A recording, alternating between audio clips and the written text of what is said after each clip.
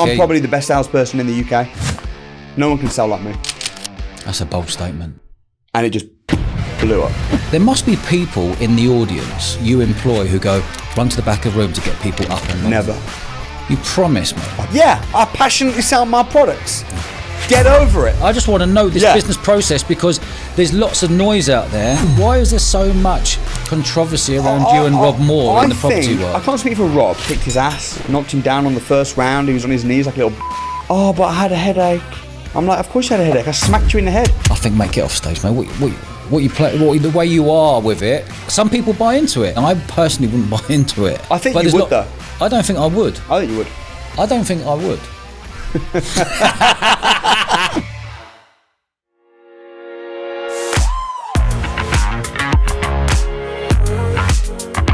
Samuel, welcome to the show, mate. Thank you very much. It's great to be here. Yeah, finally we made it. We did. I got the wrong day last time.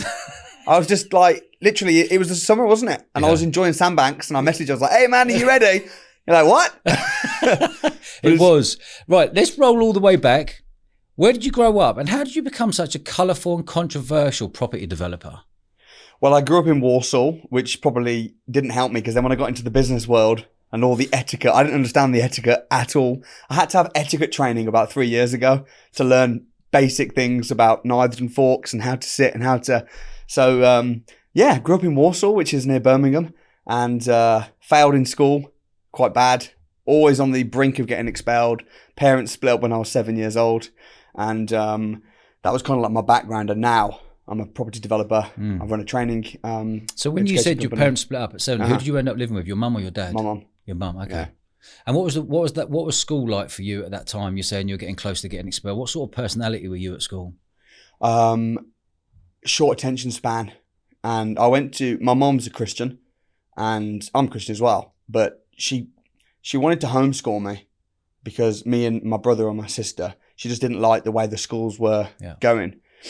But instead of homeschooling me, it was like an in-between. She found this little Christian school where like a bunch of people had kind of come together.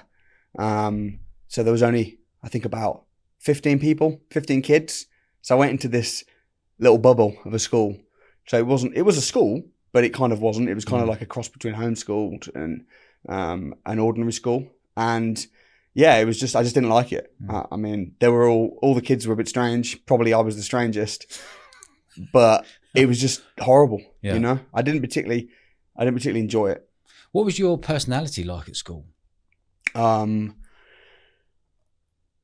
As I say, short attention span, so I couldn't focus. I used to get into trouble, bored, lethargic, a bit of a loser, wasn't particularly popular with boys or girls, didn't have any aspirations to be successful. Like if I'd have known how my life would have turned out, I wouldn't have, like I had no aspirations to get into property investment or to become a business owner. So yeah, just not particularly great. So you're going through school, I can see that. What age were you when you had a spark in you going, right, I want to go and earn £1 note. I want to get into the property world. It didn't really happen. I mean, I used to do paper rounds when I was like 14. Started doing like paper rounds and stuff like that. And I remember getting a little Bradford and Bingley book, and every day I'd like check my amount in it. And then when I was maybe 15, just turned 15, I remember I'd hit £1,000 and I felt quite proud of that. Yeah. It's like, oh man, £1,000 in my bank, you know, from paper rounds and stuff. And I showed it to my teacher. I just said, hey, you know, look, that's my money. I was quite proud of it. And I thought she might be like, you know, because it's a Christian school, oh, money's bad, you shouldn't be making money.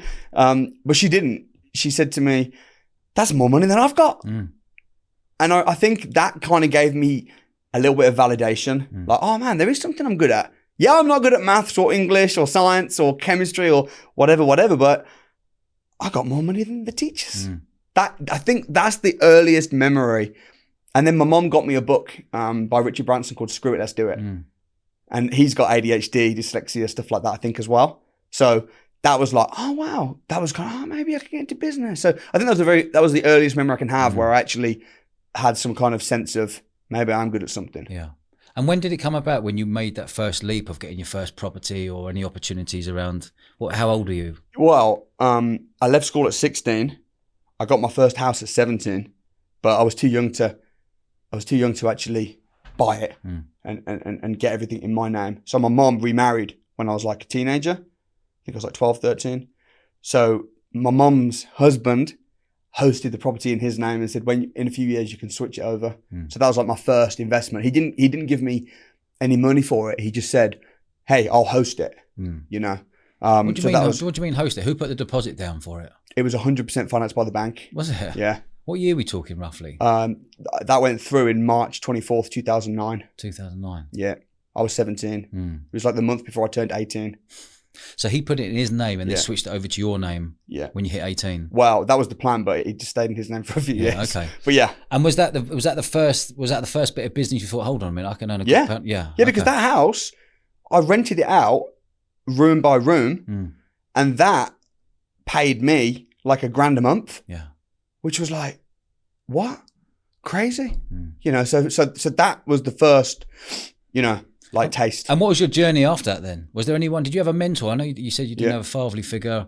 Well, I did have a father. My parents split when I was 7. I lived with my mum, but I still saw my dad. Okay. In fact, my dad made me work for him. Was he a good mentor to you, your dad?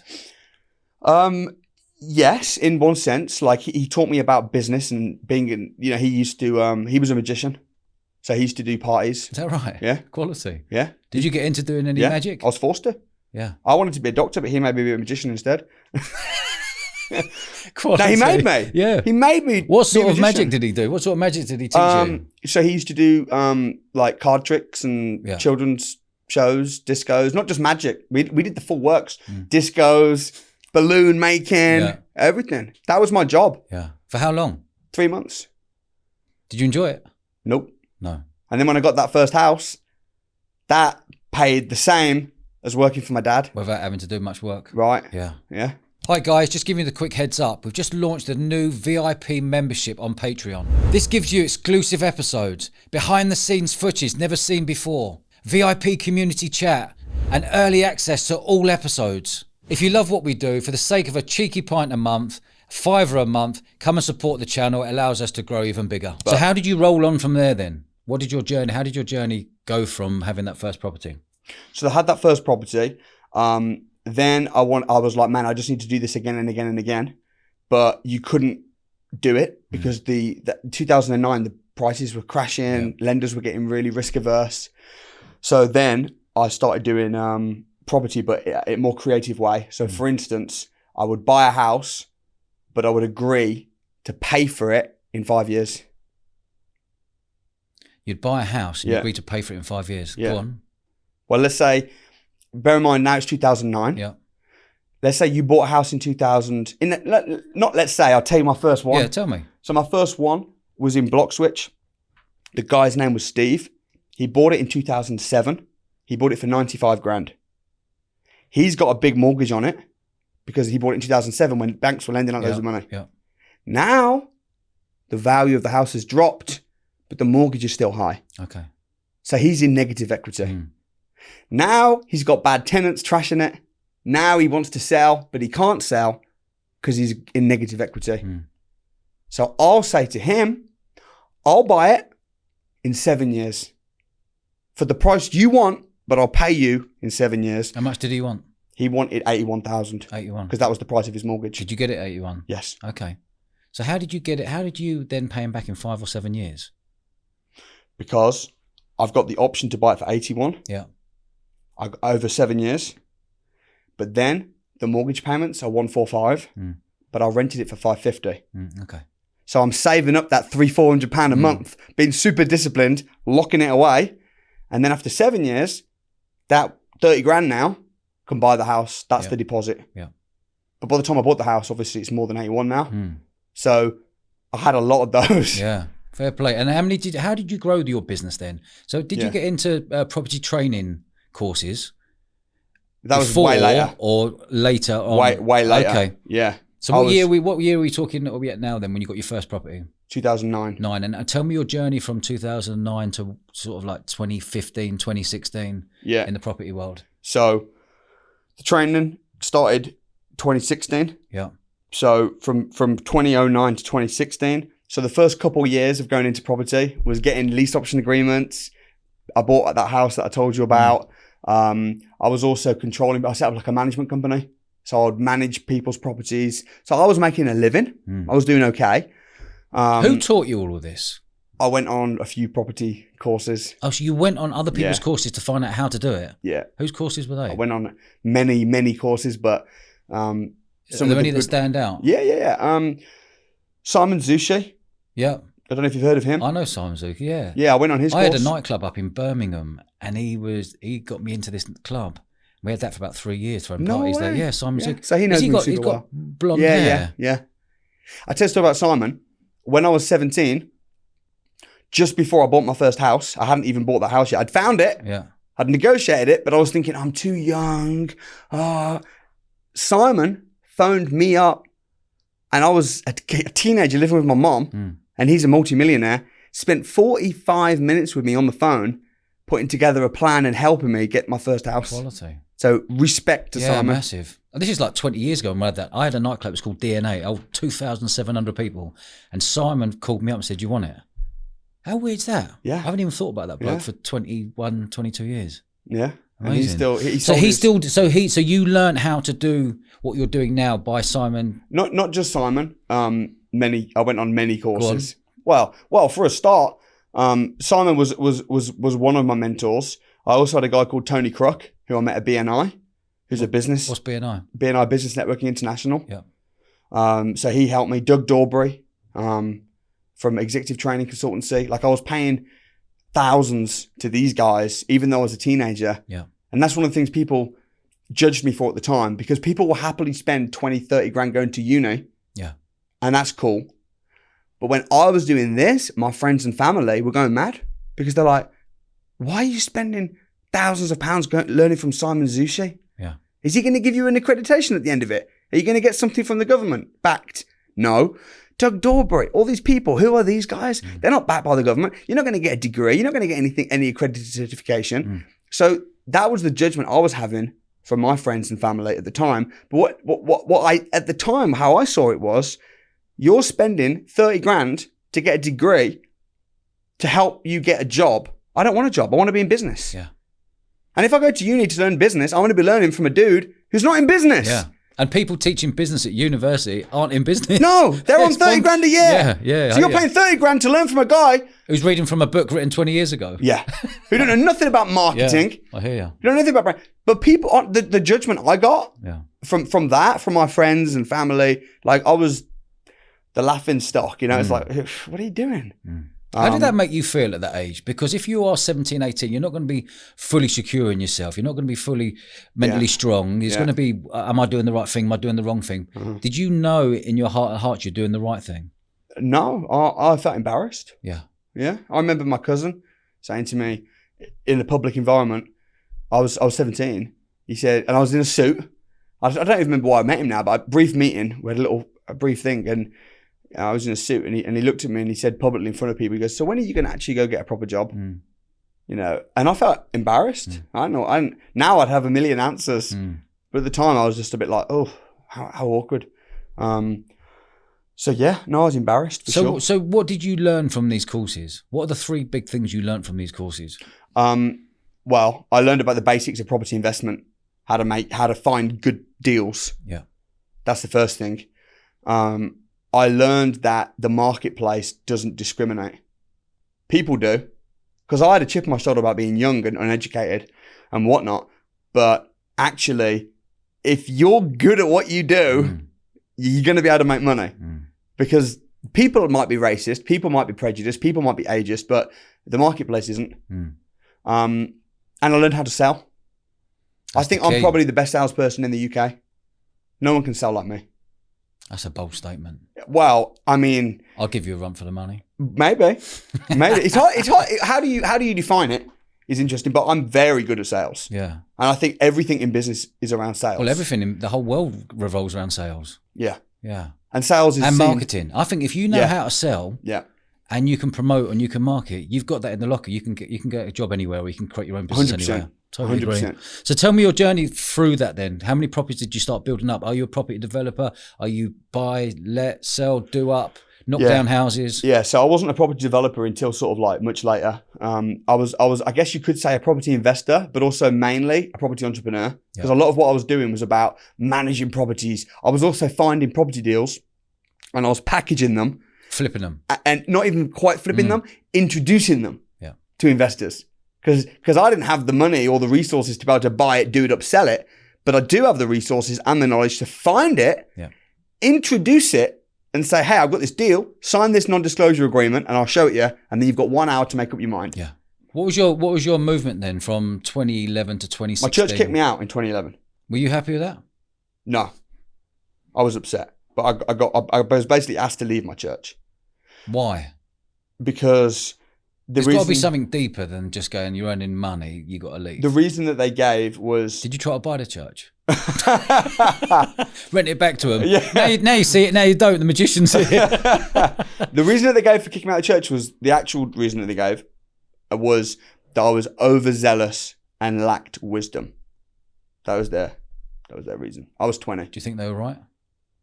Well, I was definitely overzealous and lacked wisdom, but is that a reason to kick you out of a church? I don't know. I don't know. I haven't got a clue either. I don't even know what overzealous means. Zealous is passion. How can you be over passionate? I don't know. But I went to Bible college for 3 years, 6 days a week, and I studied. I did my dissertation in biblical economics, so I studied money from the Bible and grappled with the idea of being a Christian and also being a business person. And when I left Bible college, I became a millionaire within 2 years because I was so released from the guilt of making money. I realized actually the more money I make, the more I can help people, the more freedom I'll have. You can't serve God and money, but you can serve God through money because money is just a tool, you know? So you said you become a millionaire. How did you become a millionaire? Deal sourcing, packaging and selling deals to investors. What does a millionaire mean to you? Because it's very clear. It is clear to you, is it? Because you can ask this question to 20 people and you'll get 20 different answers. Well, 19 will be wrong. Yeah. A millionaire is very simple. It's where if you add up everything you own and take away all of your debts and everything you owe, whatever's left is your net worth. If your net worth is less than £1 million, you ain't a millionaire. You might have £1 million worth of property, but if you've got mortgages on them. Absolutely. So I was a property millionaire. I had over £1 million portfolio way before then, but I didn't become a cash net millionaire till I was 25. So your version of a cash net millionaire is £1 million in the bank as well as your property. It's £1 million net. Yeah. So if you've got a property worth 100,000, but you've got a 90 grand mortgage, that's 10 grand. Let's keep going till we get to $1 million. Yeah. And what was the movement after that then? You become a millionaire. How did you grow your business and what made you want to go and set up courses? Well, when I became a millionaire and when I left Bible college, I also in 2014, I set up something called Training Kings, which was a Christian business networking group. And I set that up specifically for people that were from the churches because I wanted to tell them the message of, hey, if you're an entrepreneur and you're in the church and you're feeling guilty, let's meet. Yeah. Let's come together. Let's help each other. Not only practically and with training, but also morally and support. And I wanted to create something because there's so many people in the churches that are business people that are banged over the head and told, you should be on the Sunday school rather than being released into the marketplace to be good, compassionate entrepreneurs. So I set this group up, which went nationwide. I had 14 branches across the UK. I had full-time staff and everything. Lost a lot of money doing it, but I never intended for it to be profitable. It was literally just, I wanted to run a network to train, to support people, like-minded people. It wasn't even limited just to Christians. We had Muslims and Sikhs, and we even had people that weren't religious at all that just vibed and were like, you know what? They would even say, I'm not Christian, but I wanna make money and I wanna help people and I wanna be. So I just seemed to attract these types of people. So we had 14 branches all across the UK, and then my business mentor said to me, Tony Crook said to me, "This isn't sustainable. You're losing $4,000 a month, putting on all these events, you need to charge these people to be part of the network. And I'm like, I can't really charge them anymore. We were charging them like £40 a month membership, and they could go to unlimited network, 14 groups across the UK. So I said, I'll tell you what I'll do. How about this? How about I'll start putting on courses around marketing, sales, business, property investment, and then people from within the organization can pay a couple £100 to come to one of the additional bonus events. So I did a marketing course, sales course, all these different courses, but property was just the one that was the most popular, that I loved the most. And then in 2016, after a couple of years, I just thought, you know what? I'm going to set up a business specifically for property training, because I believe in doing what works. What was that business called in 2016? It didn't have a name. Well, obviously it did, because it was registered at Company's House, but it was just called Samuel Leeds Limited. Okay. No, not the company name, but what was the actual brand called? It didn't have one. It didn't have a brand. So how were you promoting? What were you promoting? The website was property-investors.co.uk. Okay. It was Samuel Leeds Limited, and it was just... Property Investors was the brand, really, even though you had a website. You were putting on events at different places as Property Investors. I don't know what the brand was. The brand was me. Yeah. Just like, you want to learn from me. Yeah. And you want to see what I've done and how I've done it. Come and spend a day. That was it. And then people would pay. And it just blew up. Did it? Yeah. Like, in what way? Give me an example. Millions of pounds. Just... What, millions of pounds of turnover? People paying to come onto your courses? Yes. It blew up, bro. How quick? Give me an example. 2016. You must. How many events did you do in 2016? Well, there's turnover and there's profit. Yep. I didn't make any money for 4 years doing training. From 2016? From my Training Kings days. Okay. So from 2014, 2015, 2016, even 2017, there was barely any. Yeah. There's barely any profit. And then you flipped it over to a full-on business. 2016, the training business became a full-on business. Yep. But this is what people don't understand. Starting a business is hard and it's slow. Yep. It takes time.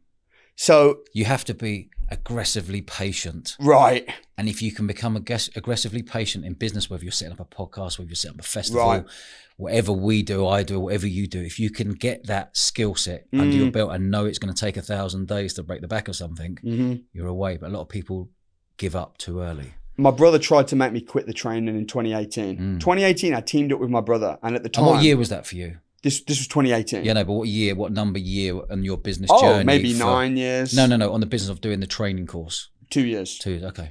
Yeah. And he was like, because I was doing deal sourcing, I had a letting agency, I had a project management company, I had my property investment business. I also started just doing my property development and commercial property.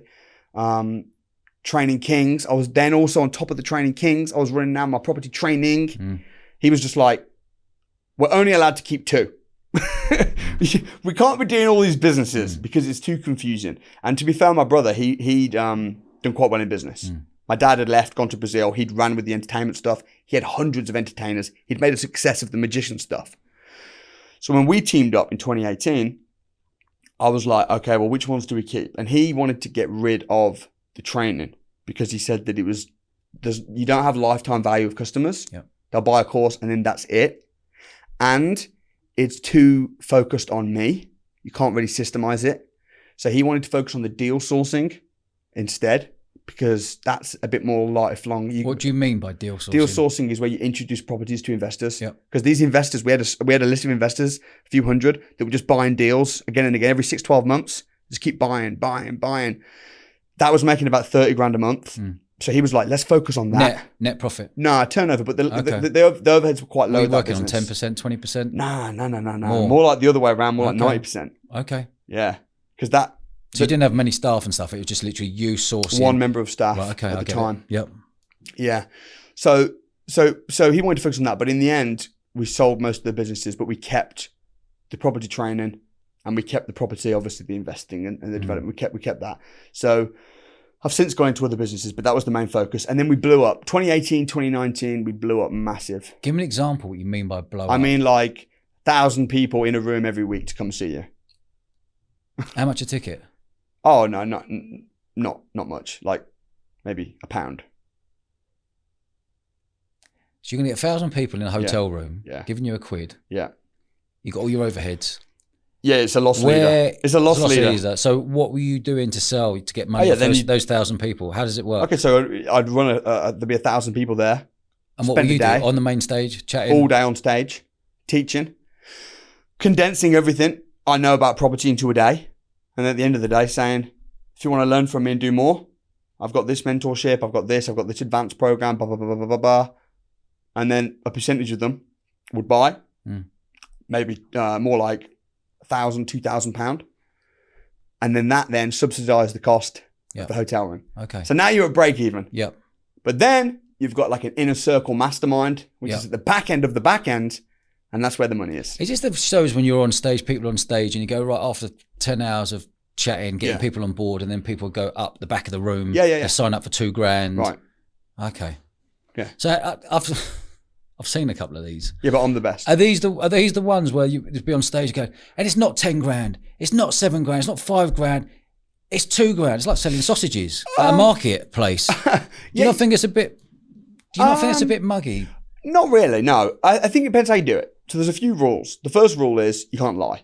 Yeah. So you can't say, oh, normally it's $20,000, but for you today, it's just going to be $1,000. You can't do that. So how do you do it then?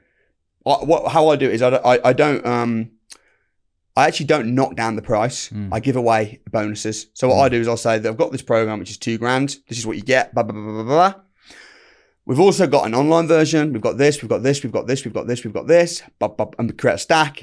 And then if I'm doing an offer, which I always do, if you come to one of my £1 events, I'm going to make an offer. Yeah. And my offer is going to be, for anyone that registers for this, you'll get this for free, this for free, this for free, this for free. So do you not feel that there are people in there who are coming for a quid going, do you know what, I could become a millionaire if I follow what Samuel Leeds does. This could be amazing. I could earn $100,000 a year. And my name's Karen and I've got 2 kids and I work at the supermarket. I'm going to pay a quid and spend a day out of my life there. And then they're so mesmerised in it and caught up in the sales chat that at the end of it, they end up going to the back of the room and sign up for 2 Gs. No, I don't think so. Firstly, all of our advanced training is on the website. Yeah. So when they come for £1, that they know that there's going to be advanced training. Secondly, there's a ton of value on that day. The sales pitch is like 20 minutes, and it's a full long day with me. Yeah. It's not like I just have some of my trainers and then I quickly come on and do a sale. Like I went to Robert Kiyosaki's program when I was a teenager. I was like, oh man, I'm gonna get to meet Robert Kiyosaki. I got there, he wasn't there. It was just a big long sales pitch. I went down to see Grant Cardone, Gary Vaynerchuk, Tony Robbins. They ain't there. So when these guys are paying a quid, I'm there all day. So if you come just for £1 and spend the day and you learn and you get all the information and you leave and it's bettered you in some way and you've enjoyed it, you've done a bit of networking, you've seen me, we grabbed a photo, awesome. Of course, I'm going to sell my product and I'm going to sell it the best I possibly can sell it in the most attractive way, in the most compelling way I possibly can. I'm going to do that ethically and I'm going to use stats. I'm going to show people what's what. Do I think it's muggy to be passionate about your product and to sell it? No, I don't think it's muggy at all. What's muggy? I think what's muggy is not to deliver. That's number one. Yeah. Is not deliver. Yeah. Number two, well, no, in fact, number one for me, mug is someone's on stage going, it's $10,000. It's not $10,000 today. It's not $6,000 today. It's not $4,000 today. It's $2,000. Get yourself to the back of the room. It's the best deal. You're going to have a lot of Karens and Sharons and Collins in there just going, oh, okay, I'll go to the back of the room and sign up. There must be people in the audience who you employ who go, run to the back of the room to get people up and running to the back of the room. Never. You promise me? I promise. So you've never plotted people, members of staff, to say, when we say that $2,000, get to the back of the room, when you see 8 people get up straight away and run to the back of the room as if like it's the last packet of chips. I've never, ever, ever, ever done that. And I would never have to do it. Would any of your staff do that? No. And none of my staff sell from stage anyway. Well, apart from one guy, but no, because that's not, if they're my staff, they're following what I've trained them to do. Why would I get someone to, no, I wouldn't have to do that. Because the offer's good. People want it. People sit there, they hear my offer, and they go, yeah, that's a good offer. And they register. I'm not going to try and have trickery or, no, I've never done it. And I never would. Have you ever, you being older now, Yeah. and you know when you get older in business, you get more wiser and you understand a bit more. When you're doing these courses and getting the £1 million and the £2 million, there must have been moments you look back on and go, you know what, that was a bit cringe what I did there. Was there anything that springs to mind? Yeah, I mean, even if I look back on my YouTube channel at the first videos that I did, I think it's cringy watching myself. Not because I'm doing anything wrong, but because I was bad at it. You know, I'm sure if you watch your first interview that you ever did on your podcast, you'll watch it and you'll be like, actually, that was a bit rubbish. So in that way, yes. Do I look back and cringe because I did anything that was like immoral? Absolutely not. I started my training business from the heart of Christian business networking, not I want to try and do this to make money. I didn't make money for years doing training. I lost money year after year. I totally see your business model. I totally see your business model. I get it. I just think that people can get clawed into something they weren't knowing they were going to get clawed into. But I also understand if someone's parting with £2,000, it's up to them. They're an adult. They're going to part with £2,000. It's your choice. And listen, if someone's, oh my gosh, I'm so regretful. I just got home and I wished I hadn't, then we'll refund them. Yeah. You know what I mean? Like, what would happen if someone hasn't got the money to pay on the day? What would any of your sales staff do? It's a good question. If they haven't got the money for it, then we would downsell them onto a cheaper product. So in other words, let's say we've got a £2,000 offer and they say, I can't afford it, I haven't got £2,000. Then they'll say, okay, what do you have? Oh, you got £10? Maybe you should read this book. Oh, you've only got, you got £500? Okay, maybe we've got this online thing. So that's generally what the sales guys would do. Assuming that the person wanted or needed it. I mean, I teach sales. Yeah. I'm good at sales. Your sales guys, were they on commission? Yes. So you know they're going to drive and get these deals over the line for people going to the back of the room. Oh yeah. I mean, if I've done the sale, they're not on commission. But if they do the work, then they get commission. How do you know, like you're saying on stage, it's me, I'm the main person. If people are going to buy into me, they're going to buy into me. How do you know what your sales staff are? How would you know that how your sales staff are acting to people to squeeze people to get the money out of their bank account straight away, to swipe that card and go, right, the money's in the bank. Yeah. There's your pamphlet, there's your book, there's your video, and we'll be in contact with you soon. Well, because we'd get complaints. So if we had a lot of people complaining after the sale, oh my gosh, I signed up, I wish I hadn't. Okay, let's have a discussion. Who was it that sold to you? Oh, it was Stephen. Oh, what did he say? This, that. And we got, then we, all right, Stephen's, there's a common denominator. You know, all of our staff, especially our salespeople, are recorded as well. Not at the events, because that's a bit hectic, trying to wire them up, but like phones and stuff, they're recorded. So yeah, they're trained well. We have a philosophy in our business, which is we want to create raving fans. Yeah. There's got to be a culture within a company. The culture within our company is not, let's try and squeeze every penny and make as much money as possible. The culture is, we want to create raving fans. Yeah. We want to train people up. We want to help them become successful in property. If someone comes and says, I can't afford I'm absolutely skint. I haven't got any money. I've maybe could borrow a couple £100 off my friends or family. We'd say, well, maybe come back in 6 months. We're not trying to, now I'm not saying every single person from our company always thinks and feels that way, but that's the culture. That's the way they're trained. And that's generally the way that they behave. Have you had knock-on effects of people complaining? Very few. Very few. I mean, I'm not saying we've never had any complaints ever, but we haven't really. What sort of complaints would people come back with, do you think? Or have done? Customers, you mean? Yeah. Or you just mean trolls? Or... No. Just people who have gone and bought the course and gone, oh, I was sold something and I want my money back, or I didn't get my money back and I've parted with 10 grand, or have you had any of them? I'm not going to say we've never had any, but I will say it's very rare, because as a company, we're very reasonable. So if somebody's unhappy, we will put it right. Yeah. So, and also we're always learning and improving and making our training and our products better. So yeah, I mean, if you spoke to all of our current customers that are on our training and whatever, and said to them, how's it going? How do you guys feel? Do you guys want a refund, by the way? Yeah. They'd be like, no, we're loving it. It's incredible. No, respect you there, because I've seen the reviews. The reviews you've got on there on Trustpilot are absolutely fabulous. Yeah. But going through any type of business, you make mistakes. Yeah, it's true. You know, and what I'm intrigued to find out is when you had that undercover reporter coming in and filming We've had that many times. You've had that many times. Yeah. How did that make you feel, and what did they find out? I think the media are biased, you know. So we've had quite a lot of articles in the newspapers and shows and stuff like that. Also, interestingly, bad news travels faster than good news. Yeah. I've been in the newspapers, national newspapers, and on TV and whatever, countless times, like hundreds of times I've been in the papers, and there might be 1% that have been negative. And everyone remembers the negative. Oh, didn't you have a story 5 years ago that was negative? What the heck, man? Yeah, but since then I've had 1,000 positive. Yeah. So, and it's the same with reviews. You know, you can look at reviews. You can see I've got thousands and thousands of reviews, and over 90% of them are genuine, positive, happy customers. Yeah. You can look at the one or the two that weren't happy. Yeah.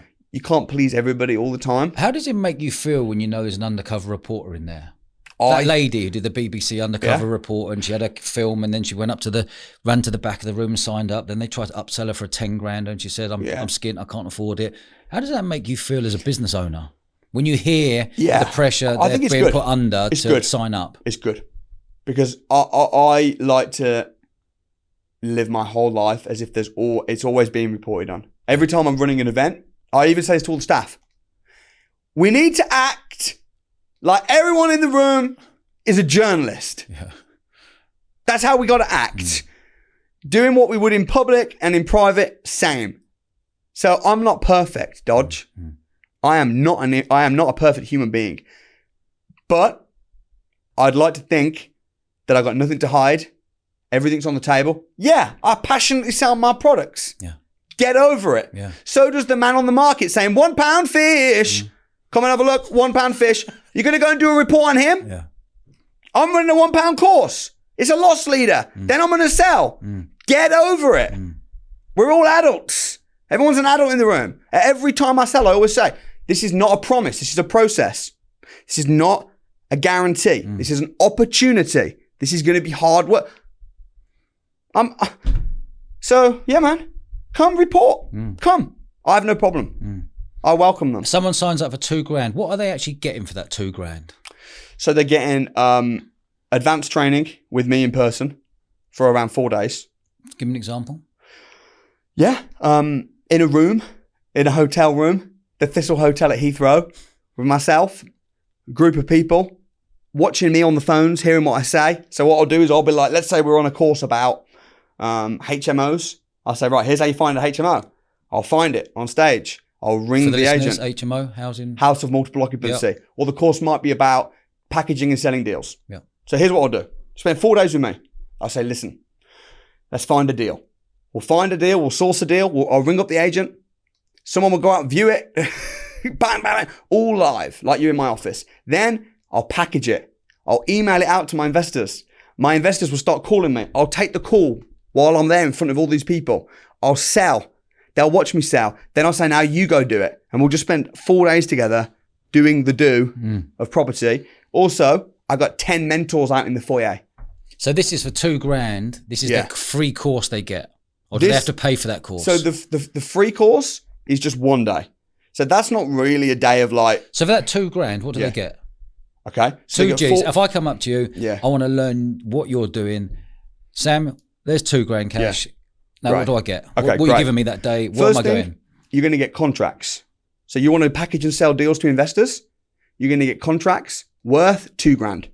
So your £2,000 has been well spent on getting your terms and conditions, your sourcing, your non-disclosure agreements. So there you go. There's your £2,000. That's good on its own. But on top of that, you're also going to get 4 days in person with me, a multi-millionaire, watching me sell. You're going to get 10 mentors out for the entire week where you can go and have unlimited sessions. Let them look at your deal, package it. You're going to get online training, which gives the A to Z of how to package and sell deals, how to find the deals, what the scripts, what to say, lifetime access. This is all part of what you'll get for $2,000. So for that 2 Gs, I'm getting all of that. Yeah. And then out of that 4 days you're doing at Heathrow, I'm only getting 1 day. Or I'm getting the whole 4 days part of that $2,000. So you're coming and spending a day with me for £1, where I'm just going to teach all the basics, meet me, have a handshake, have a selfie, whatever. Yep.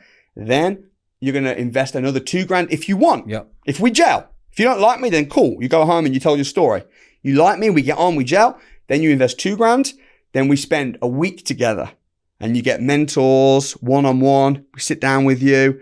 You get your contracts. You get your courses. And. So for that $2,000, they get a week now, not 4 days. Well, I mean, there's a bit of pre-work to do, homework, stuff like that. 4 days with me. Yeah. So personally with you, or do you turn up for one of the days? I'm there the whole time. The whole time? Well, I mean, I'll do 75, 80% of the training. Yeah, okay. Yeah. And they're learning everything you need to know about selling. Correct. And what are you teaching them? You're trying to teach them financial freedom. Depends on what course they take. Okay. If they take, it's practical. If they take a course on packaging and selling deals, then they're going to get the A to Z of that. Yeah. If they go on a course learning about property development, then obviously the content will be different, but they'll still get the same value. Mm. So when they do the £1 thing, 1,000 people in the room, £1, get them to the back of the room, $2,000. There's an upsell as well from that $2,000, isn't there? Well, bear there's in a mind, $10,000, isn't there? Yeah, but bear in mind, right now, yeah, I've made nothing. No, I hear you. I'm, You know what I'm I'm not testing you. I just want to know this business process because there's lots of noise out there. Yeah, there's people who really like you and there's people who don't like you. Yeah, Your Marmite. I just want to dig down to find out the actual facts of a person who's not in this world. Yeah, it makes sense. There's 3 levels. Okay. And all of this as well, because sometimes what people do is they'll try and reel you in. Whereas with me, I talk about it on every YouTube video pretty much. It's all on the website. The price lists are there. Yeah. There's no trying to trick anybody, it's all there. So it's all transparent. So what is it then? £1, $2,000, then what are the other 2? Okay.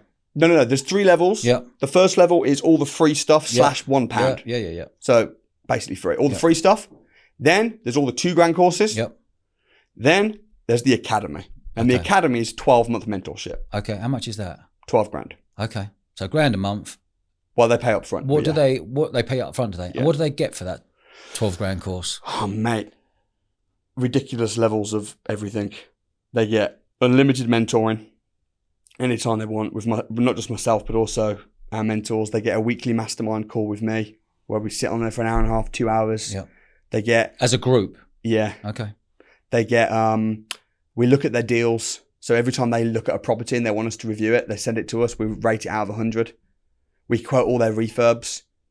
If they've got a property they're looking at and it needs a refurb, they send it to us. We've got a full-time builder that will give them a quote, tell them how much it is. We have parties. We have networking events constantly. Every month we put a nice 3-course dinner on in Heathrow. We have little clusters of networks all across the country they can go to. We have loads of training. It's just ridiculous. Yeah. It's like the full... That's why they're all raving fans. That's the full package. Yeah. Is there another level from the $12,000? No. You just keep it at the 12 Gs for everyone? I mean, I could a lot of my business... Because I had Rob Moore on here and he does one for... He told me he does one for $50,000 with individual people or something. Yeah, man. Nah, for me, I could very easily... A lot of people think I'm mad when I'm sitting with my business mentors. They say, why don't you do like the Academy Platinum version? Yeah. Where you can charge like $100,000 and then have them around your house in small groups. I already do that. On the Academy, everybody comes to my house in small groups already. Oh, shit. Well, why don't you offer unlimited mentoring? Not just like a mentoring call once for 15 minutes a week. Yeah. Unlimited and charge like $50,000. We already do that. Unlimited. They're like, unlimited? So unlimited means I can WhatsApp. If I bought a $12,000 course, can I WhatsApp you 5-6 times a day? You don't. You can post on our WhatsApp group, which I'm part of. Yeah. But no, it's not on WhatsApp. It's over the phone. Okay. So what you do is I'll show you, man. How many full-time staff have you got? 47, 48. 47. All just, and the majority of that is the property training, is it? Oh, another thing I didn't tell you, when you're in the academy, I will finance your deals. Example? You find a good deal that needs financing. So I've just found somewhere for half a bar in Bournemouth, $500,000 in Bournemouth. Not quite. And I need 25% or call it 20%. So we will only lend up to $100,000. Okay. because otherwise it's my own money. Yeah. If I was to say, oh yeah, man, I'll give you £1 million, it'll be gone pretty quick. So it's for people that want to get their first little development project. Yeah. I'll loan up to 100 grand, 80% loan to value. Yeah. Good for you. Yeah. And I gave over £4 million in the last 4 months to my students. Yeah. Lent. Okay. Yeah. So what is there? They got no interest on that? No, there's interest. What interest is it? 1% a month, there or thereabouts. So 12% for the year. After 6 months, it goes up a little. It's supposed to be a short. It's actually like a bridging loan. Yeah. So they'll buy a deal, they'll buy it cash. I'll loan them the majority of the money, but then once they've fixed it up, they'll remortgage it. Yeah. And then they'll pay me back. Okay. Say if they can't pay you. Say if I borrowed 100 G's off you. Yeah. And in 5 months' time, I can't pay you back. Yeah. What do you do? Repossess the house? Ultimately, that we would have to repossess the house. Yeah. But that will be a horrible thing for everybody. Yeah. And ultimately, I'm putting my money where my mouth is because when we loan money to people, we will obviously have seen the deal because they're on the academy. Yeah. So we'll know the deal, we'll know the person, so but that's never happened because I only set the company up for about, when was it? We've had our official launch about 5 months ago.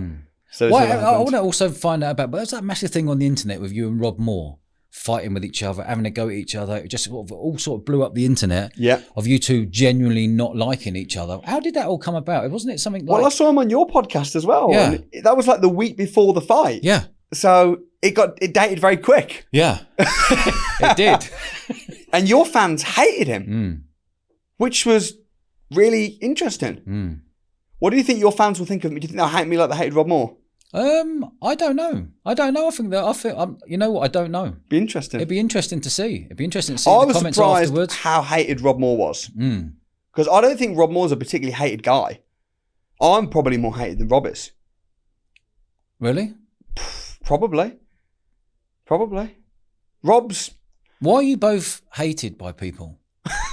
I wouldn't say we're hated. No, but I'm not talking everyone. I'm just saying, why is there so much controversy around you and Rob Moore in the property world? I can't speak for Rob because I don't know too much about Rob. For me, I think it's a combination of the fact that I'm talking about money pisses people off.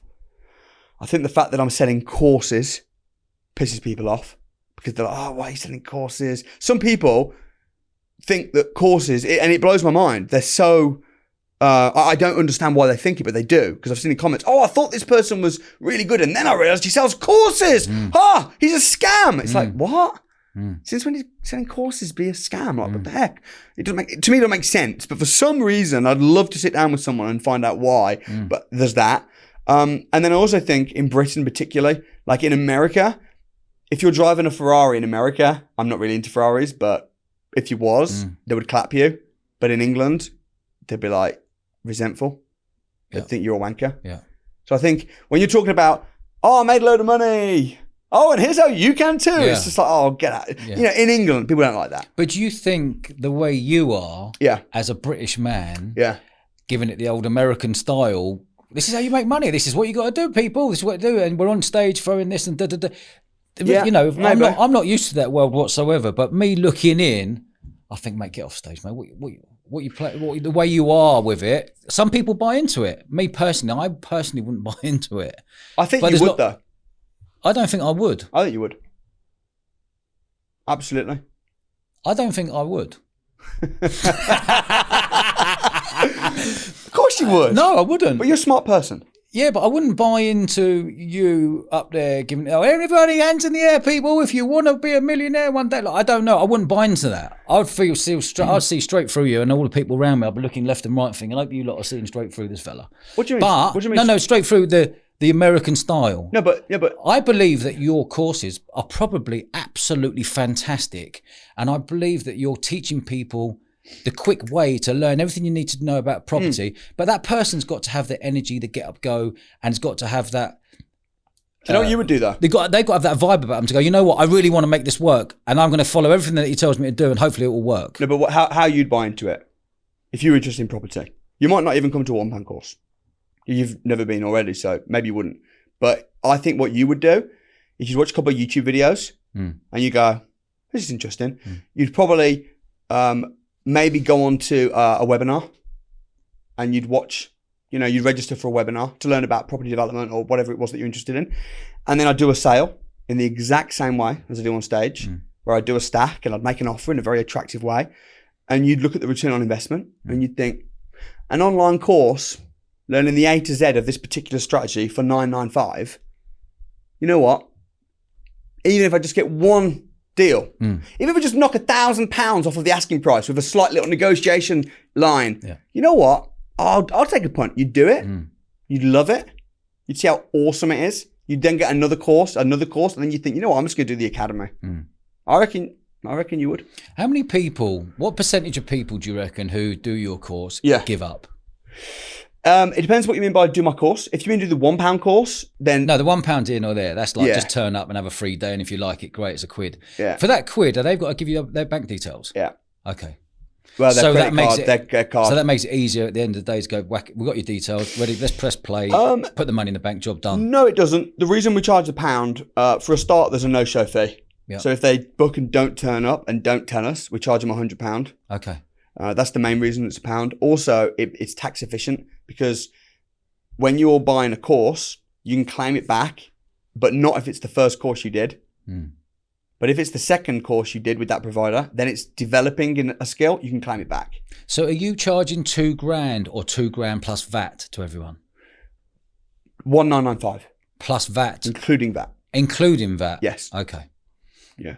Because the normal bod, if they were paying 1995 plus VAT, that's a bit harsh, isn't it? If they were a non-business. Well, it's not harsh. It would still be incredibly good value. Yeah. But if they go to sign up and then they realise that there's 20% on top, it's going to like make them think, what? Have you ever put VAT on top?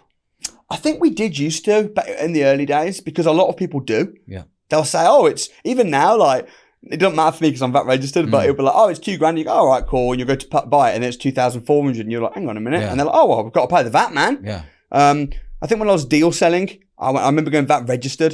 And it's a bit of an awkward, what do we say now? Do we say $2,000 plus VAT or do we? So there was that bit of awkward transition. Yeah. But for many years, that's like us selling 30,000 tickets to our Bournemouth Sevens festival, saying it's £100 a ticket plus VAT. Yeah. People would just be like, mate, it's £100 a ticket. It's slightly We've got to different. take it on the chin ourselves. It's slightly different because we're selling. It's kind of a bit more B2B. Yeah. What we're doing, but probably are most of them VAT registered? Probably not. So, but yeah, we. So tell me about the clash with Rob Moore. What happened? Rob Moore said on a podcast like this, he started talking about me and saying he could beat me in a fight. And I was just like, firstly, I don't think he could. But it's a bit of a strange thing to talk about and whatever. So I just, didn't really do anything about it. But then when I met him and we did an interview and I was on his podcast, I then just brought it up. Okay. So I was like, hey, remember when you said you could beat me up? Did you really believe that? Like, would you put money on that? Or I was just cheekily kind of having a chat with him. And he was like, it was like he'd prepared his entire life for this moment. Because he just went, yep, 50 grand. And I was like, shit. His confidence made me a little bit like, okay, is this dude, I didn't know as well, or maybe I've been told, I've forgotten, but he has a black belt in kickboxing. So I agreed to fight him, but then afterwards I was thinking like, damn, I'm going to have to train for this. Yeah. He's trash talking me. I'm trash talking him. He came on your podcast and he's saying, oh, I'm going to do this to him and that to him. It's a knockout. I've already won this fight. And I'm just like, okay. When you heard him on our podcast. Yeah, I did. I watched the whole thing. Did you? Yeah. What were you thinking when he was talking about what he's going to do to you in that fight? I mean, I was kind of just taking it with a pinch of salt because everyone talks a big game to promote the fight. Until you get punched in the face. Well, that's true. But there's also an element of he's a marketer, right? Yeah. So part of me is thinking, is he saying this just to market the fight because he's got to sell a couple thousand tickets? Or does he actually believe this? But my coach just said, ignore him. Train hard. Whoever trains the hardest is going to win the fight. So I just took it seriously. Train like I was training for a professional fight. How long did you train for? About 6 months. And how much weight did you lose? I lost 4 stone. And then I lost another stone after the fight. Respect. Thanks, man. Respect for 4 stone, mate. Yeah. Wow. 5 now. Wow. Fair play. And I'm still... Did it make you really motivated to say, right, this bloke's trash talking me the whole time? Were you waking up every day thinking about him, thinking of what you're going to do to him? What was going through your mind? Not really. I was waking up every day just thinking about training. Yeah. I was just thinking, I just said, right, I'm going to train this many hours a week. This is what I'm going to do. And I'm just going to do it. Yeah. No matter how I feel, no matter what I'm thinking. 6 months is too long to be waking up feeling angry. I want to fight. Yeah. It's got to be discipline. I've just got to do what I need to do. So I was training about 10 hours a week, obviously on top of my business and everything like that, eating clean. And then, kicked his ass, knocked him down on the first round. He was on his knees like a little bitch in round 1. And then afterwards he was like, oh, but I had a headache. I'm like, of course you had a headache. I smacked you in the head. That's why you had a headache. Oh, but you were so much heavier than me. Well, you agreed to fight me when I was 4 stone bigger. So now you're complaining now that I'm too heavy when I lost 4 stone. Okay. So, I don't think he took it that well, to be honest. I think he took it bad. But you know what? Respect to the guy for getting in the ring. Respect to both of you getting in the ring. Yeah. And you're both colourful, controversial characters. And me getting to know Rob after that podcast, I know a lot of our fans didn't warm to him, but actually he's a nice guy. He's a good guy. He's a nice guy. He's got a big heart on him. Yeah, he does. And he's been very kind to me since we've done the podcast, etc., etc. You know. No, he's a professional. Yeah, but if I was him, though, I wouldn't have bigged it up so much. I would have gone more under the radar and just trained. But then he wouldn't have sold tickets. I get it. It's a tough Did you one. pipe up? Yeah.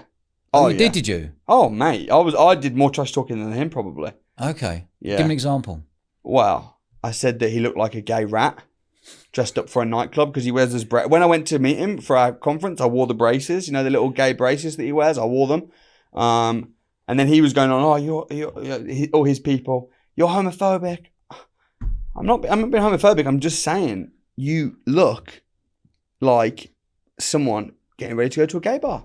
That's not a bad thing. Yeah. It's how you look. Yeah. So we were trash talking. But I didn't really actually have any hate for the guy. No, of course not. You're two property developers. I found it quite odd, if I was honest with you. Yeah. I did. Looking in, I thought, God, this is odd, but this is quite a good luck. It was going to charity as well. Yeah. Well, how much money went to charity in the end? All of it. What, 50 grand? Wow, no, a lot more than that, because it was 50 grand. Then we upped it to 100 grand. So we both put in 100 grand each. So the purse. Wait, hold on. It was 50 bags you shook hands on. Yeah. When was the next time it got upped? During our trash talk. What, in the same room? In person, we met up again, and he was like, oh, I know 100%. I was like, okay, well, if you know 100%, because I think I'm a bit richer than him. Mm. So for me, upping it 50 grand ain't really a big deal. Because I tried to up it again, but he wasn't having it. Okay. Well, he knew his limits. I think he knew his limits, yeah. So the first time you were on his podcast, he come in with a 50 grand. Yes. You then met up again. Then I trained a bit and I started thinking I'm going to win this. Okay. So I upped it. I asked him, do you want to up it to 100? He was Where like, were you when you upped it to 100? I can't remember, but we were in person. Okay. Meeting at some venue. Okay. So then we upped it to 100. All recorded? All recorded. Then I said to him, you say you're going to give the money to charity. I'm putting in 100, you're putting in 100. That's 200. Yeah. If you win, are you putting the whole 200? Or are you clawing your 100 back and just giving my 100 to charity? Yeah. And he wouldn't answer that question.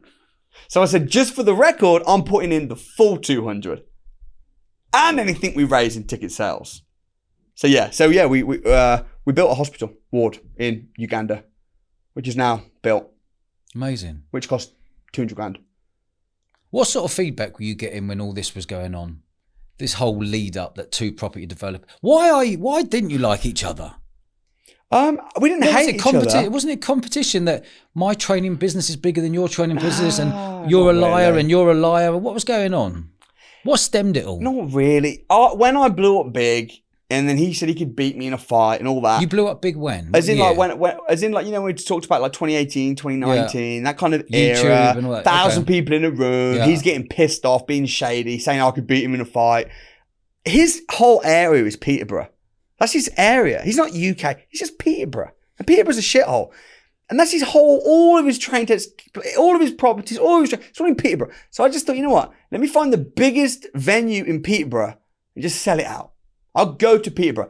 So I booked this venue and then I put like billboards all around his house. And I found out where he lived. I put billboards on my face.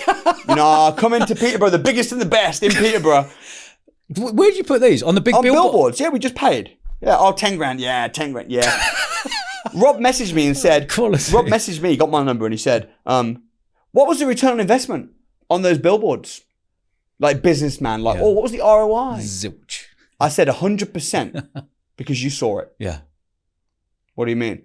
I only put it there to piss you off. If it pissed you off, my return on investment was 100%. Yeah. Mission accomplished. So there was that. So what? So this is July 2023, the fight. Yeah. What month were you putting these billboards Oh, on? that was way prior. Was it? This was like before the lockdown. This was like 2018, 2019. So you had beef all for years. You had beef for 3-4 years before you had the fight? A little bit of beef, yeah. Okay. I mean, listen, I got bigger beef with people. Yeah. I describe Rob now as a frenemy. Yeah, okay. Like, kind of a friend, kind How's of he enemy. been since losing the fight towards you? Well, I actually messaged him recently, about a month ago, and I said to him, hey, do you want to come up to one of my events and speak? There's going to be 400 people. Come and have a chat. Just my academy members. And I'll buy everybody a book, and I'll make sure that you're the author. I'll buy 400 copies of your book and give you a bit of money. You come down and speak. And he was like, yeah, I'll come. And then I was like, when do you want to come? And he's not responding. And he's I think he might be a bit, I think he probably thinks in his mind that if he came, I'd be like teasing him. But actually I wouldn't at all. I would just be honouring him and respecting him. Yeah. So there's no beef now on my side, apart from a tiny bit because of how sour he was when he said about the weight thing and made a few excuses. I wish that he just took the beating like a man. I wish he just said, you know what? The best man won on the night. Yeah. Congratulations for the weight loss. Congratulations for getting sharp and for beating me in the boxing ring fair and square. If he'd have said that, I would have respected him more, but he didn't say that. But still, man, he got in the ring. Takes balls. Yeah, absolutely. Massive balls. Where the fight was in... Where was the fight? Brentwood. Essex, yeah. In Essex, Brentwood, yeah. okay. What's that feeling like for you going in the ring on that night, nerves-wise? I was pretty nervous. I was. I'm always nervous, though, when I do things like that. I mean, fighting, I don't know if you've ever had a fight? Like an organised fight like that. Not an organised one, no. Yeah, it's pretty nerve wracking. Yeah. Like when the most nervous I was when I was backstage having my hands wrapped. It's like 200 grand on the table. Yeah. Embarrassment. Yeah. Friends and family. Yeah. All this hype. Muhammad Ali says that he used to hype the fights, but that used to make him more nervous because of the trash talk. But if he didn't trash talk, he wouldn't sell the tickets. So I was thinking there's been a lot of trash talk. See, I was nervous, man. But I think it's normal. I bet, yeah. It is Get my normal hands for any wrapped. fight. Because then when I was having my hands wrapped, I was thinking, as soon as my hands are wrapped, I'm in. I can't even go to the toilet. Yeah. I'm just in. Yeah. Yeah, I was nervous, man. Was the more the nerve not losing 200 G's? Well, listen, 200 G's. He want the money. He want the money. I didn't give him monkeys. Would it be the nerves on the pride post fight for you? 100%. Yeah. The money is either going to go to my charity Yeah. or his charity. So it's all goodness. You know what I'm Yeah. saying? Like, oh no, I want the money. It's just. But the funny thing is, I had a fight a couple months after the Rob fight, and I lost. And even though it wasn't a big fight, it was just a quiet thing. It was nothing like the Rob Moore fight. It's a horrible feeling. Yeah. I'm still upset now. Yeah. It's months ago. I still wake up feeling pissed off. How many people went to yours and Rob's fight? I think there's about. We were totally packed. The venue was rammed. I think there was. They said 800 was max, but we oversold it a bit. I think we might have had around 2,000 or just shy of 2,000 in the room. That's amazing. Yeah. Really, isn't it? A couple of property developers having a tear up. Yeah. When you knocked him down in the first round, what was that feeling like? I was like, yeah, I'm going to win this. Comfortable. And then when he hit me and it didn't hurt, I was like, he can't hurt me. He's knocked down. I'm winning. I was just chilled. What did you do after the fight? Went out, had a big cigar, hired out at a nightclub, took all my friends, gave my trainer a big 6,000 tip, and just enjoyed the night. I was buzzing for weeks after that. Yeah. Tell me about your YouTube channel. You've got like 300,000 subscribers or 400,000 subscribers, something like that. You've put on almost. I think there's about 430 something thousand. Is that what it is it? 7 million views last month. And how many years have you been doing your YouTube channel? Since 2015. So you started early. Yeah. I was the biggest. What did you see that not a lot of other people in the UK saw starting that early for what you were doing? I started it by mistake. So I had like an email list where I was emailing my investors, and I'd say to my investors when I'm meeting the networking, join my newsletter. I can't really say, join my newsletter and I'll sell you my deals. Yeah. You got to add some value, right? Join my newsletter and what? So I said, join my newsletter and I'll send out some valuable information every month. Yeah. So all these people are joining and I'm like, shit, man, what am I going to send them? I have to write a blog and send them a blog. And I started doing that, and I don't like writing blogs. And I thought, you know what, forget, I'm just going to film a video and send it to them. Do a video. Hey, what's happening? My name is Sammy. I just bought this house. This is the type of property I'm looking to buy. If you want me to find you a house like this, you know, this is the 3 things you need to look for, blah, blah, blah, blah, blah. And I'm like, how am I going to send this to my audience? If you put it on YouTube, I send them the YouTube link. Yeah. I've got about 600 people on my email list. I do a YouTube video, send it to them. I get about 500 views. I'll be like, okay, most of them saw it. Yeah, okay. But then I started getting more views than I had on my list. I'm like, how on earth is that happening? I've only got 600 people on my list. I've got 2,000 views. What? Then I realized, oh, people are finding me organically. Yeah. Okay. I need to take this more serious. So now people are finding me organically and coming to my list instead of people on my list seeing the video. People are coming to the video, then going on my list. So my list started growing and that helped my business. And then I took it serious. Then I hired a full-time videographer. Yeah. How many people are working on your personal brand these days? Nobody. So who's doing your YouTube video editing? I don't have any employees that do that. I do a lot myself. Do you? Yeah. Do you outsource it? Anything? I've got a company, a video production company, who film and stuff like that, but they're not employees. They just do it on top of what they're doing. Like, not like you. I see you with all your staff and that. I do a lot myself. Even Instagram and everything. If you see a post on Instagram, it's been posted and created by me. Yeah. I respond to everybody on Instagram. Yeah, same. I've got this thing where Same. it's like, I have to respond to everyone. I do, mate. Same. I feel like Same. And I think building that, because we've only been on YouTube for a year now. Yeah. And it's blowing up amazingly well. Yeah. Only 12 months, but I'm replying to everyone. I do. Because I think it just builds that connection. It does. And also, if someone's taken the time out, to write a nice paragraph or something. Agree. How can I just ignore that? Agree. Totally And agree. I get, like, if you see how many messages I get a lot. Yeah. Like, look, you can see them even now, just all. Yeah, your mum, your auntie. Yeah. You know. Yeah. I hear you. Like, all today. Yeah. This is all today. Yeah. So, and I must spend 2 hours a day. Yeah. Same. Yeah. It's mad, isn't it? Responding. But I enjoy it. I do. I enjoy it. I get my because feel wife like to help me sometimes, or sometimes I get if I'm busy, I'll get my assistant to, I'll say, can you go? But I'll always say, if my assistant jumps on, I'll be like, if there's anything that's personally like to me, Yeah. put it in the general box Yeah. or whatever. But if there's something like, oh, I'm struggling to get my ticket, blah, blah, blah, just send them the link. So I get a bit of help. I find the hardest bit is flipping between all the social media platforms, like YouTube. I've got to answer people on YouTube. Now I've got to Instagram and answer, and I'm Facebook, and now LinkedIn. And well, I went on TikTok constant. recently. We've done TikTok. I haven't read one message on TikTok. Yeah. I just think it's a very different platform. Oh, I agree. It's not like growing a YouTube channel is very hard. But when you break the back of it, it's absolutely fantastic. And I feel it's the most powerful platform with LinkedIn. But that's just me. Facebook works a treat as well. Instagram is kind of a showy. Instagram is my favourite. Would you say Instagram's more sort of not showy? It probably is. I'm not that showy on there. I'm not saying I'm not showy at all, but I'm not into, like, if you look at the way I dress, I don't wear jewellery, don't wear fancy watches. No watches, I don't drive fancy cars. I live a reasonably, I saw that yellow one you got in the car park. Which one was that? The old Trotters Independent Traders one. Yeah. Is that just for a gag? Yeah, man. It's my favourite. It's your fave. Are you joking? No, your one in the car park. The Range Rover? No, the Trotters Independent Traders one, the yellow one. Are you joking? That's not my car. Yeah, it is. I'll take it.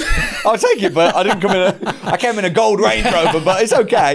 It's a freewheeler. No, I'm only playing. I don't know if you're serious, because I did, for my Financial Freedom Challenge, I did have a little yellow Did you? banger. Did you? Yeah, I did, yeah. Just a couple months ago. I started again from scratch. Why? Just for fun. What do you mean you started from scratch? Oh, yeah, bro. I did it all the time. Have you ever gone bankrupt? No. No. When you say scratch, then you built your business up from a young 17-year-old. What are you today? 34? 32. 32, 17-year-old. The last 2-3 years, how have they been for you post-pandemic? Have you changed as a person? Have you improved as a person for when you look what you were doing in the hotels for £1 a man? 2018, 2019. Do you feel like you're a new Samuel Leeds Yeah. come 2022, 23, 24? Yeah. Yeah. I do. Massively. In what way? Way more focused on, way more customer focused, customer obsessed, more relaxed. In lockdown, it was actually, although it hurt our business, I mean, our training business, in lockdown it suffered. Yeah, it suffered, yeah. We were spending £500,000 a month on overheads. And then suddenly, lockdown, can't make any money on the training. Property business, I had to sell a bunch of my houses. That's when I was like, thank God I got multiple, just to pay staff and that in the early days before furlough was announced. How many houses did you have when lockdown hit? Less than I do now. Yeah. Yeah, but I did sell a bunch. Yeah. Just to pay people off and make Well, sure I sold about maybe 7, 8, 9 houses. Out of how many? Roughly? Multiple hundred. Really? Yeah. What, that you owned? Yeah. Oh, wow. Yeah, I own Fair play, mate. Didn't know that. Yeah, I own quite play. a few. It also depends what you call a house as well. Like, people are obsessed with knowing what Could how you many go from a properties. house from like 60 grand to 500 G's? What's your bracket? Apart from your own personal house, because I'd imagine that's a 2 or 3 mil in itself. But yeah, a bit more, but yeah. What's a house? What would I buy now? Now I'm more of a developer. Yeah. So now it's bigger stuff and it's land and what, a and things knockdown, like that. build from scratch? Yeah, and also commercial. I mean, I just bought last year, I bought 2 hotels in the millions. I bought a factory. That's got a gross development. Whereabouts in the hotels in the factory in the country? Cambridge, one of the hotels. Another of the hotel is in Peak District. Factories in Wolverhampton. So you don't care where anything is, you'll just buy it if the deal's right? Not exactly. Okay. Oxford's not too far. Sorry, Cambridge is not a million miles away from where I live. I live in Beaconsfield. Yeah. So, and it was just, I bought it for, I got a £1 option on it. You know, I was talking earlier about an option to buy it. Yeah. I bought it for £1 effectively. Anyway, long story. The factory is where I'm from, Wolverhampton. That's where I was born and bred, pretty much. I used to have a nightclub in Wolverhampton. Whereabouts? Years ago. Was it called the Canal Club? Sort of 20 odd years. Was it Canal Club? I can't remember. I don't know. They were talking year 2000, 2001. I think we had that for about 3 years. It's a good area. Yeah. Yeah. Different, Wolverhampton. But that factory has got a gross development value of about 7 mil. Okay. And What'd I bought you it buy for £1 million. You bought it for £1 million? Yeah. How much you got to spend on it? 3.5 to 4. Oh, well, happy days. Yeah. Yeah. It's not bad. No, mate. But hey, I don't want to speak too soon because the work's still going on. Of course. I don't talk about my developments on So on Instagram. you don't care if you've got 200 properties or 300 properties, you don't care where they are in the country, if the deal's right. Yeah. And then what do? You bring the deal back, and have you got a team of people who will deal with that deal? Yeah. Okay. I have. And I've employed most of my family. Interesting. Yeah. How many family members you employed? Jeez. Roughly? 10? 5? It's got to be about 10. Really? Yeah. How's that? Because there's a big chat Depends out there. Family, business, family, friends. I disagree with people that say don't do business with family. It depends how you mean by employed, exactly as well. Like my brother, I've partnered with him. Yeah. He's not an employee. Are you 50-50s? Yeah. Yeah, okay. Yeah. Is it older or younger? He's older. Quality. And then my other brother, who's my brother-in-law, yeah. I've employed him, but he's the director of one of our project management companies. Yeah. So he does all the big developments there. He's a chartered quantity surveyor. Brilliant. So he's on Amanda's parents. Amanda's my wife, sorry. Yeah. My mum works as one of our mentors. Amazing. For the training, but she's also in property. So just loads, man. Good for and you, also, man. I moved out of Wolverhampton to Beaconsfield, and I moved over 42 people to my village, mostly family. Brilliant. Yeah. Bought my sister a house last year. How nice is that for you to be able to do that? And you know, people say money and happiness and all this. It gives you that freedom to be able to do the nice stuff that you're doing, right? It's also, it's just a great feeling to be able to help the people that. I remember when I was 17 years old and I was just training, and everyone was like, "What are you doing?" I had a Ford KA, dents on it. I bought it for 450 quid. And I was like, oh, this is going to run out of petrol. But I couldn't afford to top it up. Yeah. Breaks down. I push it to the nearest petrol station in the rain. I put £5 minimum spend on it. and then my card declines. My other card declines. I can't literally pay £5. I rang my little sister who was in school, who's 4 years younger. She must have been 13. I said, can I borrow £5? She says, I'll bank transfer it. She had a little account. She transferred me £5, which got me home. To be able to then buy her a house 15, 16 years later and just say, you can stay here forever. There's no mortgage on it. It's yours. Set up a little company called Tiffany. My sister called Tiffany. Set up a little company called Tiffany's Home. Tiffany's Home Limited. It's your house. It's a good feeling. That's a lovely feeling. And having all your parents move in. My bro lives 30 seconds from me. He bought a mansion a minute away from me. Like when we grew up, we had nothing. Yeah. Couldn't afford carpets at times. So it's a good feeling. Good for you. I appreciate it, bro. Yeah, mate. Really good for you. That's powerful. Hard work though. Yeah, but you love it. I love it. And when you love something, yeah, it's not hard work. Yeah. Because you and I were constant, as entrepreneurs, you're constant thinking, building up teams, building up. My world's very different to yours, obviously, with what I do. But yeah, I hear you. What have your movements been in the past year? Because you said you've changed. And from meeting you today, I can see the emotion in your face that you were a different person 2017, 2018, 2019. The pandemic slowed everyone down. It made us all reflect and stop. Yeah. It seems like you've grown into a better entrepreneur, a better businessman, maybe a little bit more humble. Is that because you've got money in the bank and everything's slowed down for you to go, I know what I want now in life?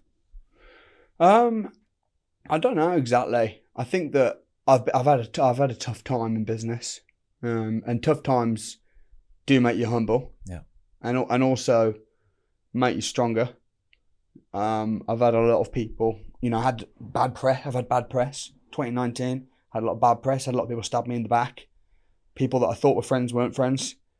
And then you realise that people's opinions doesn't matter. Yeah. I've 2020 been in a situation where I'm struggling to pay my staff. Had to sell houses. I sold one house. I bought it. It was just I can't even remember the figures on it, but I bought this house, cheap house, spent a few thousand refurbishing it. And then I sold it for a loss and I lost money on it. And I was just like, it's painful. And then the person that bought it from me saw that it had been my house because they could see the title deed, they knew and they knew who I was. And they started taunting me on Instagram. You bought this house and you've lost money. I bought it. Ha ha ha. Samuel Leeds, Mr. Moneymaker. Like taunting me. And I was thinking, yeah, well, I'm in a bit of a sticky spot. That's why you have assets. So that when times get tough, like a global pandemic, you can get yourself out of a hole. But it's just interesting. It's interesting. I definitely think I'm changing every day. I'm growing and trying to get better. How long have you been married for? Next year it's going to be 10 years. 10 years. And kids? 3 kids. Got 3 kids? Yeah. Ages? Oldest is 6 and the youngest is 2. See, that slows you down. That makes you put things in perspective, doesn't it? Yeah, I think so. I think just life just in general. And now as well, I'm not old, I'm still young, I'm 32. But, it's like, what is life? Why am I doing what I'm doing? Remembering why you started as well. Not getting just drawn into it all being about the numbers, because ultimately it doesn't really matter. It doesn't. And it certainly doesn't change my life. I think when you're starting out and it's like, if I don't get this sale, I'm not going to eat. God, yeah. But it gets to a point where it's like, well, actually, of course I want to make money. Yeah. But what's the real... But it doesn't mean anything. You get to a level where after that, it doesn't really mean... It's not going to affect your day-to-day life. You think it does though, don't you? You think, but it means I can get that extra investment. It means I can finish the refurb here. It means if you're like myself, I'm not into fast cars, sports cars and watches and Like nice holidays. I love my mates. I love my family. I love keeping fit and healthy and exercise and having good people around me and long lunches and holidays. They're my things. Yeah. What is it for you? Mate, experiences all day long. Yeah. I will be outraged with my wife If she spends, like, if she goes, oh, if she gets me a top, and sometimes I'll ask her, how much was that top? Out of interest, just so I know I can't get food on it. You know? How much was that top? If it's like more than £100, I'm like, what the heck? Yeah. Why are you spending £150 on a shirt? Yeah. I can't tell the difference if it's 20 or 100 or 1,000. So I don't spend money on clothes. I have a nice car. I have a Range Rover, which is nice, and it massages when it has a fridge in it. Cool, but that's comfort. Yep. That's it. Why a gold one? I don't know. I think it's got like a kingly feel to it. You know, all part of the experience. Been like, yeah, man, I'm getting into my nice gold, high up car. But that's the most expensive luxury. Okay, my house, but it's all experiences. Things like watches. As much as people will tell me it's an asset, it's an investment, I don't get it. And also, I would never buy a property that I just had on my hand like this that someone could just steal. Yeah. So if I've got a 50 grand watch, just someone's take it like that. Yeah. I'm risking my life. Interestingly, Floyd Mayweather has all these security guards around him. But it's only because he's so bling bling. Yeah. Because Richard Branson's richer than Floyd. Yeah. And Richard Branson don't have all those security guards. He's chill. Just travels, low key, and he's richer. So if you're bling bling, I just don't get it. How do you feel when there's a troll coming after you? How does that make you feel? Because you seem to me that you're easy come, easy go, happy chappy. It seems to me previous years you're putting on this front to be this person. It seems to me now that you're actually comfortable in your own skin. And when you get a troll after you, you can have 1,000 nice comments and one troll comes in at you. What does that personally make you feel like? Generally speaking, I can't say I get too bogged down with trolls, because if I did, I'd be miserable because I have a lot of trolls. Obviously, you know, no one wants to be getting hated on.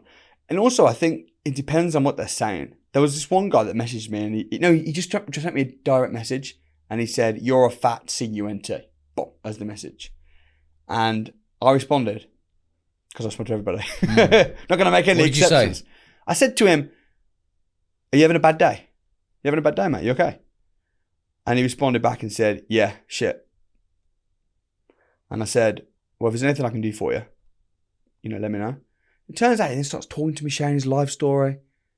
It turns out he's actually been watching my videos for years. He doesn't hate me. So I think when someone just comments just something horrible, normally I think actually maybe they're not having a great day. Well, it's their own stuff. Yeah. It's their own stuff. But sometimes it's not. Sometimes I'll get someone coming for me and there's actually merit in what they're saying. And I'll be like, that's an interesting point. And then I'll ponder it.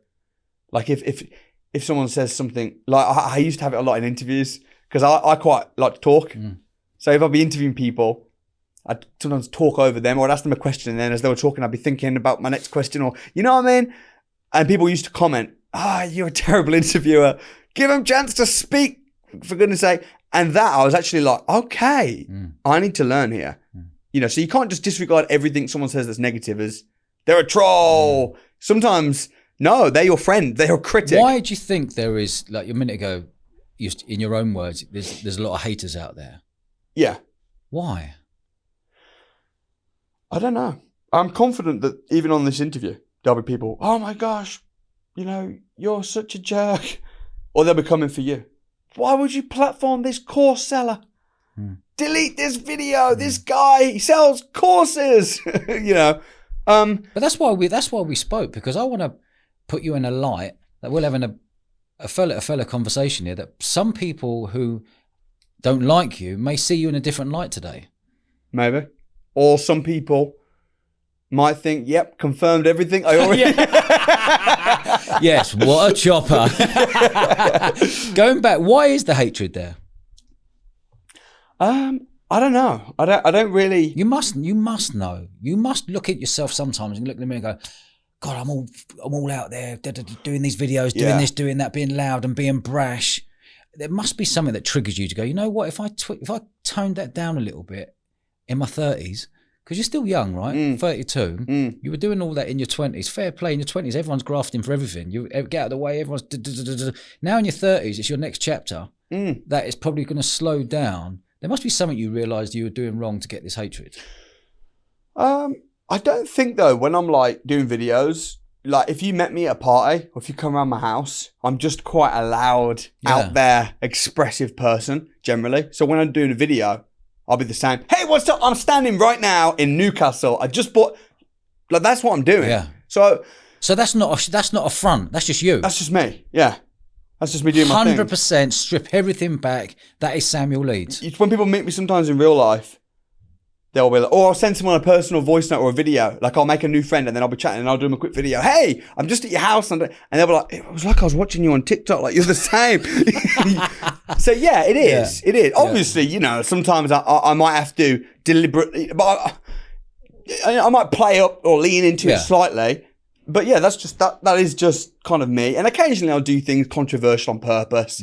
Just because I know it would piss some people off. Like, I don't know if you saw it. Did you see my chainsaw stuff? Yeah, what was that? I was about to say, someone's in your house not paying rent. So you took a chainsaw and chainsaw the whole door out and kicked it in. Well, that's what it looked like. The reality is, I just bought the property. There was no one in it. Is that right? Yeah, there was no one in it. Genius. I just did it just to piss people off. Or just to get the PR. Right. I was on national TV talking about it. It was in the Sun. It was in the Mirror. It was every big newspaper it was in. How did someone pick it up? Are you thinking, hold on a minute, if I chainsaw this, someone film it, are you just banging it out and posting it? Yeah, I just posted it on Instagram. It got picked up within 2 hours. And when I posted it, I messaged my brother and I said, give it 24 hours. It's going to be all over the TV, newspapers. Give it 24 hours. And it was. And why did you want to do that? I wanted to do it for a few reasons.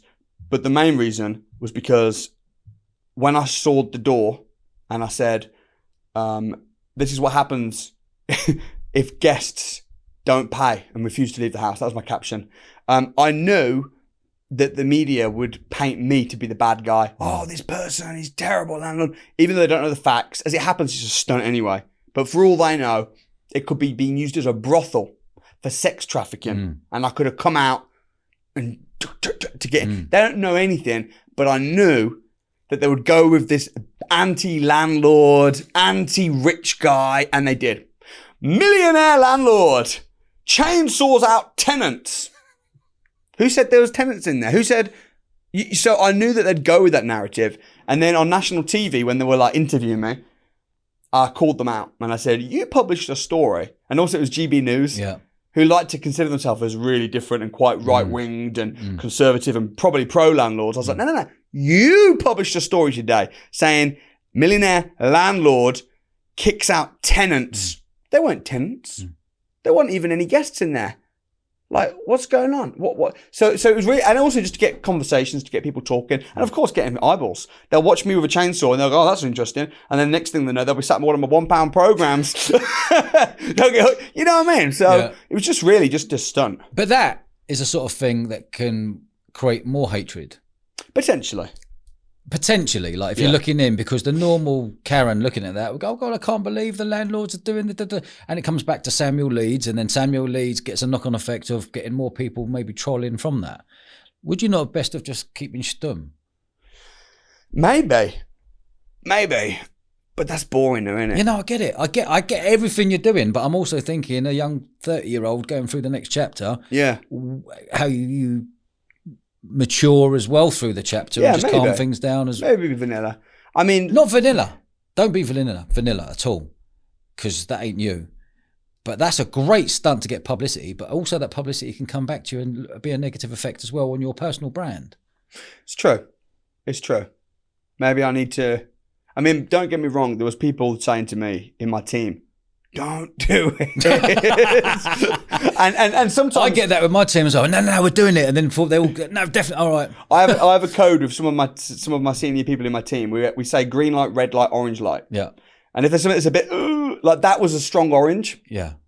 If it's not red, it kind of means you can. Sometimes my team will say this is a red light. Yeah. Okay. And what that means you can do it, but on your head. Yeah. We ain't backing you. Yeah. We ain't picking up the pieces. You will be on your own. Yeah. And then 99.9% of the time, if I'm told by my team it's a red light, I won't do it. Yeah, agree. And every time I put out a YouTube video, if it's a little bit controversial, I'll send it to them. Yeah. And then they'll look at it and they'll go, this bit here, this one sentence is a red light. Yeah. And I'll just chop it. Yeah. So I do have that. Yeah. I didn't have that a few years ago. How does your 50-50 partner with your brother, what's his name? Russell. What does he do in the business? Because you're going to be two different characters, I'd imagine. Yeah. What sort of character is Russell? Systems, procedures. All back end. Protecting. Yeah. Solid. Yeah. A little bit more, I wouldn't say he's 9 to 5. Jeez, he works hard. Yeah. But he's a bit more that way. Okay. And you're the front man? Yes. The go-getter? Yeah. Yeah. I'm the marketer. I'm more marketing sales. He's more finance, systems, Perfect. back-end, operations. 50-50 on everything. What a great team. All my properties. Have you ever had an argument with him about business? We have debates continually. Yeah. But we've never fallen out? No. Great. Never. But what our rule is, if we disagree, we'll debate it. Yeah. Whoever wins the debate gets what they want. Yeah. So let's say we're like, I think we should buy this house. No, I don't think we should buy that house. Okay, well, let's have a debate. Yeah. We have a debate, and then if I'm like, oh, makes sense, actually. Can't really think of an answer. Yeah. Then he'll be like, got ya, let's buy it. So that's our rule. Never had any problems really hiring family. Loads of family in the business. I disagree with people that say don't hire family or don't work with family. It doesn't make any sense. Yeah. I love working with my family. Yeah, same. They protect it, don't they? Been with my wife for many years. Never had an argument with my wife. Not once. Never fallen. We've had debates, disagreements, but we've never fallen out. And where's your wife from? Zimbabwe. Yeah. Did you go back there? Just got back yesterday. Did you feel safe out in Zimbabwe? Very safe. Okay. It's the only place where I could sit and not feel like, if you ever see me in a restaurant, I always have to have my back to a wall. Yeah. I feel weird. Why? Oh, just in case someone comes up behind me, or I like to just be able to see what's going on. Do you get recognised out? Yeah. In what sort of fame would you say it is? I'd say if I go out, I'll probably get recognised. Like yesterday, I went to have my hair cut. I got stopped 3 times. It's not like in your hometown. Yeah. Okay. So if you venture out into other countries or other towns, I got stopped more than I thought in Zimbabwe. Yeah. Got stopped quite a bit. I'd say probably, if I go out somewhere where there's people, yeah, I'm probably going to get stopped. But when I get stopped, it's more like respectful, hey, could I have a picture or a handshake or even just a nod. Yeah. Samuel Leeds, Yeah. I don't get like fans. Yeah. It's well, more. That's a nice level. Yeah, I don't get like people like, oh my gosh. Yeah. I don't get that. But tell me about when you dressed up as an old man. Yeah. Tell me that story. Last month that went out. Last month, yeah. Tell me what went on there. That was when I get tired of hearing people coming up with all the reasons as to why you can't be successful. Oh, but what about if you've got bad credit? Oh, but what about if this? What about if that? Blah, blah, blah. And I'm like, you guys are coming up with so many excuses. Yeah. It just irritates me. So what I did was I took on all the excuses of the world. Brand new company, old man, no money, no contacts. What else? All the excuses. Old banger car. No this, no that. No.